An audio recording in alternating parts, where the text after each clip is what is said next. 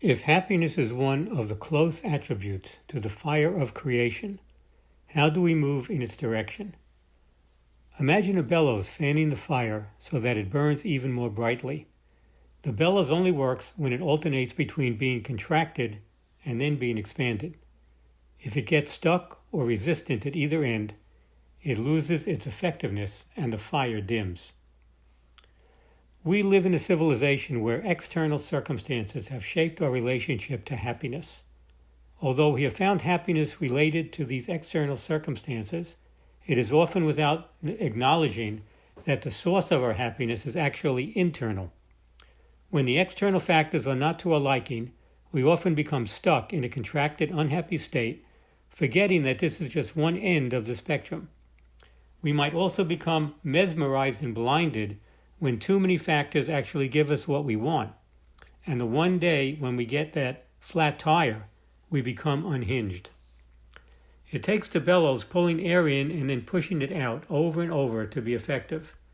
Everything has its place in time. Every moment of the day and night is made up of individual components. Each of these components has its time in the sun. When it's time to be happy, be happy. When it's time to be sad, be sad. Everything comes and goes in its own time. And if you stay out of the way, it becomes enjoyable to be still and watch the show. Part of meditation practice is finding your individual way to be still, to stay out of the way. You may practice to allow your awareness to watch whatever emotions are surfacing to be known but not unduly disruptive. Your breath, like the bellows, is continually going in and out, contracting and expanding. At times when you find yourself at one end or the other of your emotional roller coaster, turn to your breath. Notice with precision if you have just breathed in, then breathe out. If you notice that you have just breathed out, then breathe in.